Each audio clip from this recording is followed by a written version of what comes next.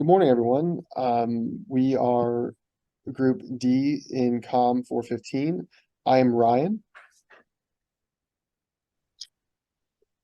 Hey everyone, my name is Evan. Hi everyone, my name is Amit.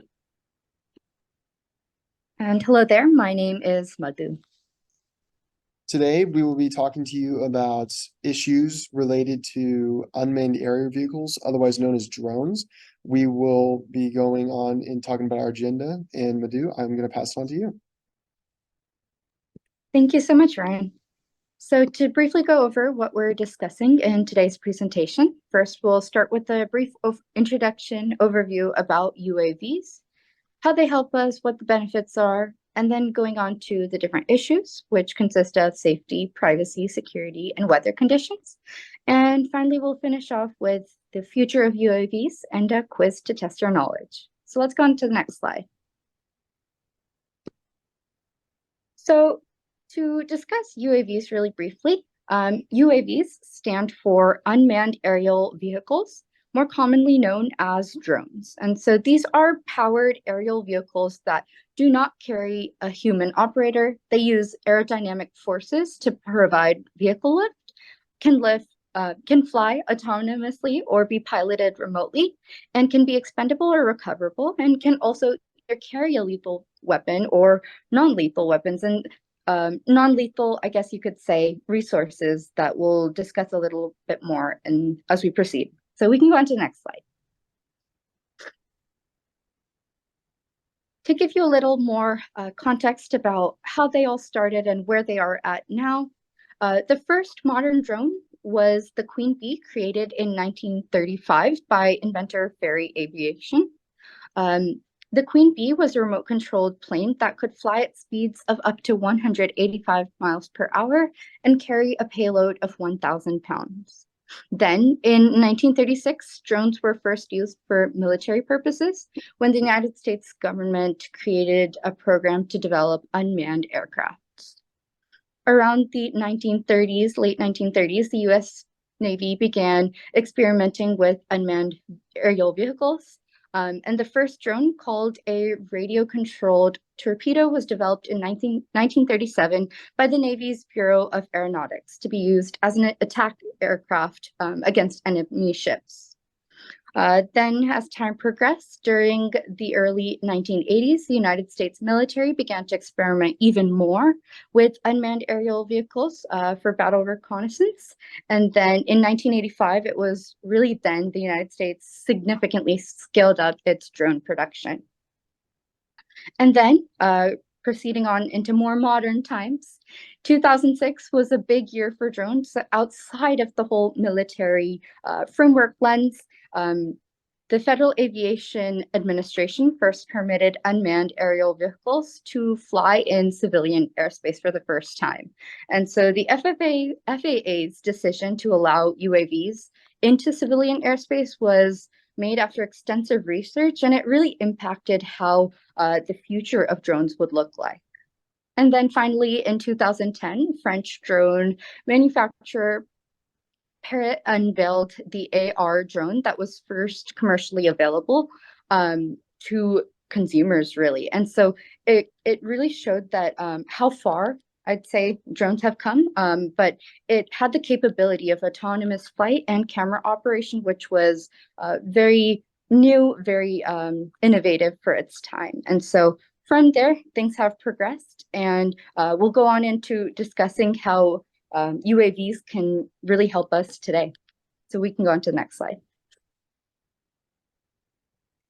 So we've been discussing a lot about the military capabilities and the military benefits that UAVs provide. Well, they also have a lot of humanitarian disaster recovery related things they help with. And so these include earthquake management, earthquake support, I guess you could say, and then wildfires. They help with providing support for wildfires, as well as disease management. And so these are three real big areas that they help with and can impact society in. And so Discussing the issues, which we'll now be doing moving forward, will really help us find more efficient and effective ways to make drones more usable in modern times, so that they can really impact and benefit more people to come.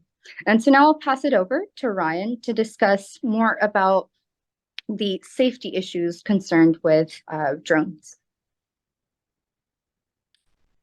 All right, thank you, Madhu. So safety issues regarding drones, the issues regarding both just public safety and as well national security, there are many facets to it.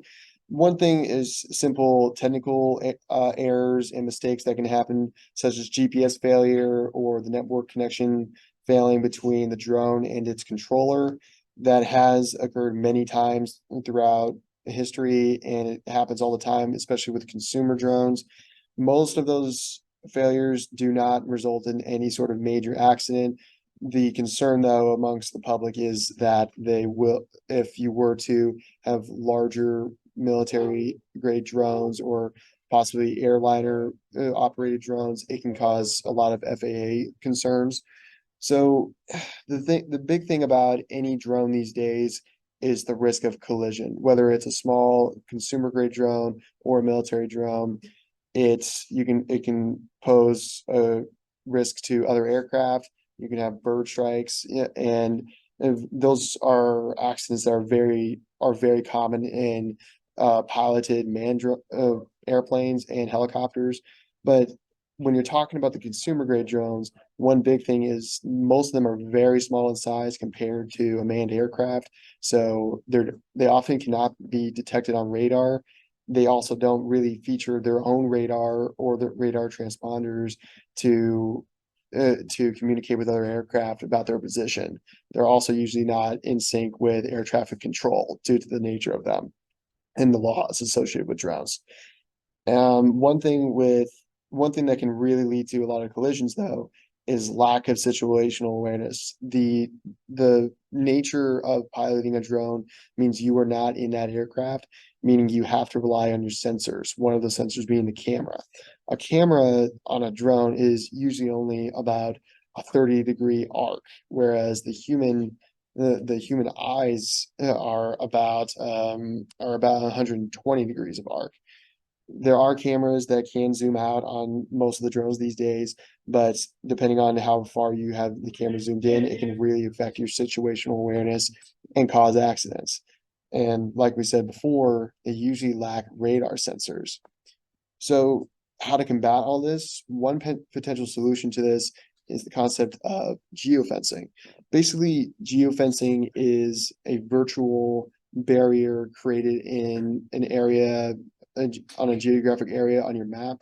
Basically, what it can there are a couple ways you can implement the geofencing.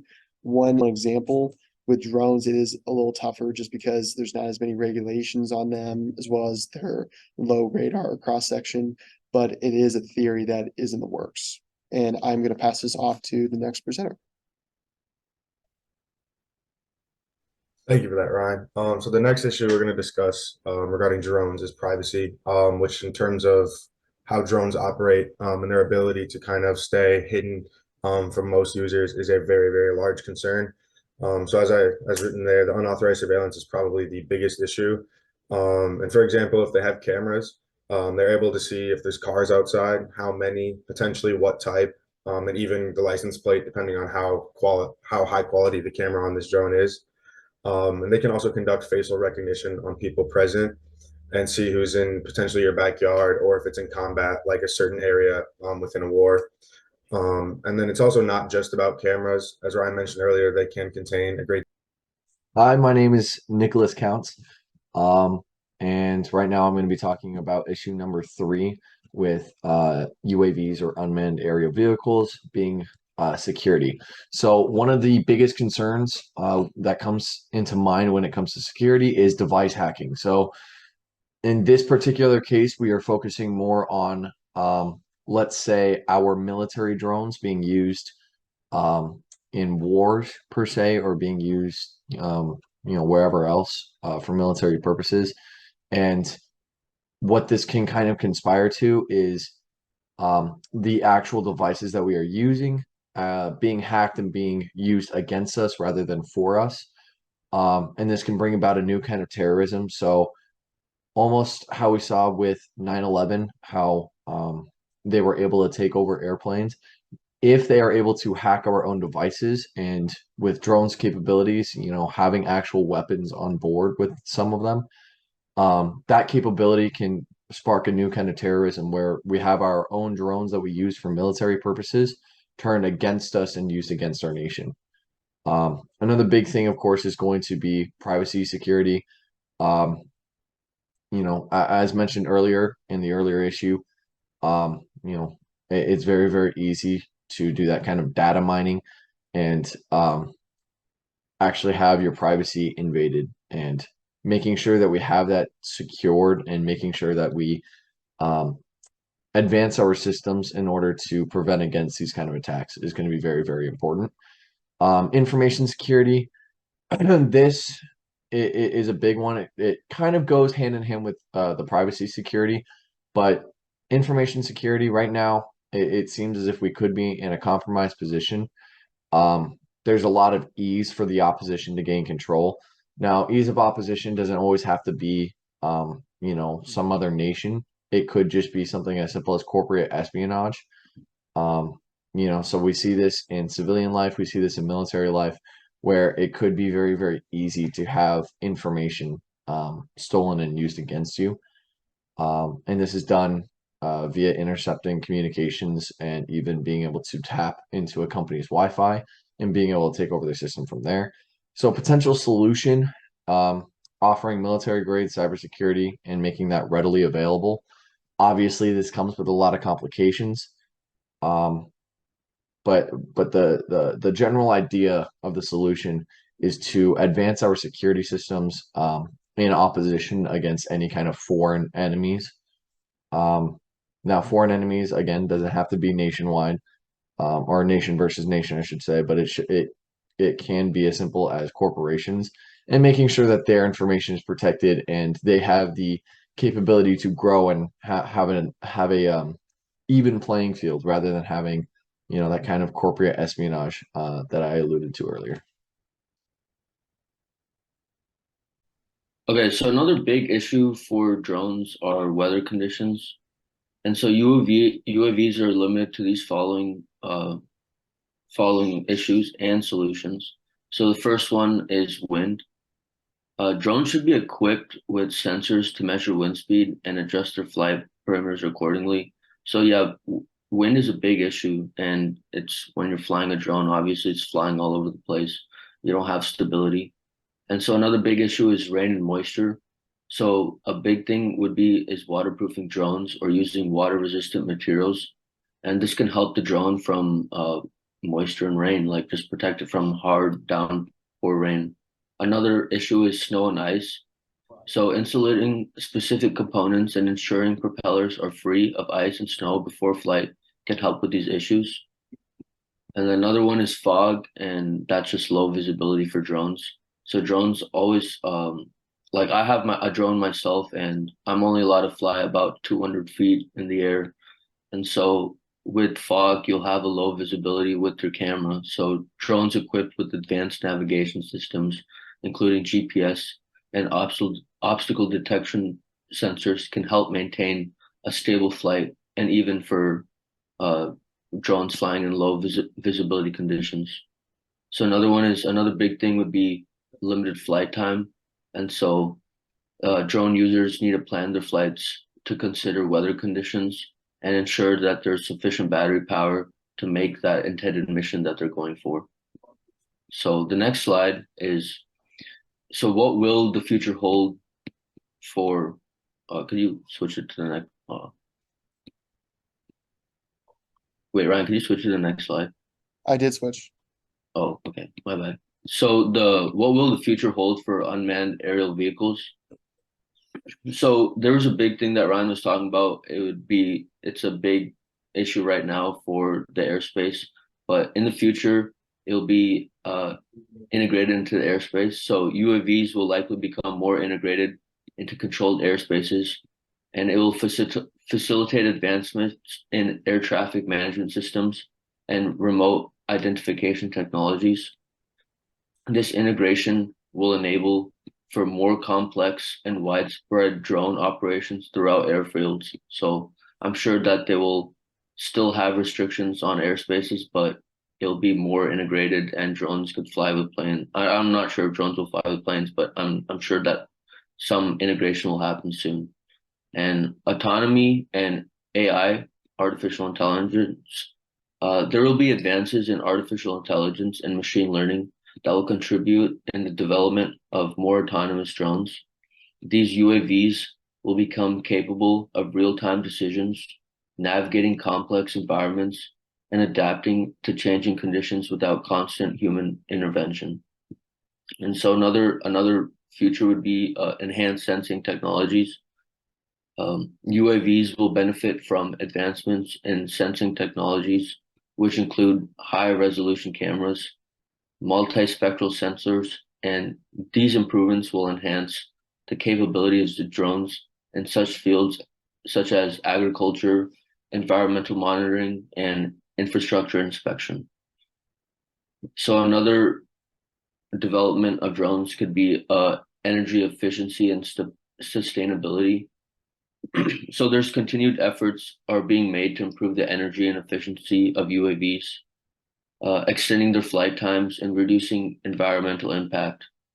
So there are advances in the battery technology and development of alternative propulsion systems to contribute to these goals.